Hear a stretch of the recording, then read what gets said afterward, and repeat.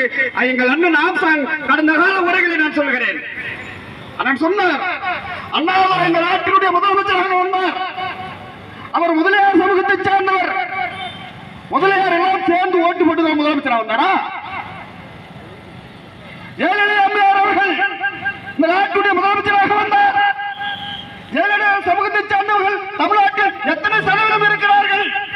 அவர் இந்த நாட்டில் முதலமைச்சராக முடிந்தது எப்படி முடிந்தது? கருணாநிதியினுடைய சமூகம், முத்துவேல் கருணாநிதி ஸ்டாலினுடைய சமூகம், இசைவேளாளர் குடும்பம் இந்த நாட்டில் எத்தனை சதவீதம் இருக்கிறார்கள்?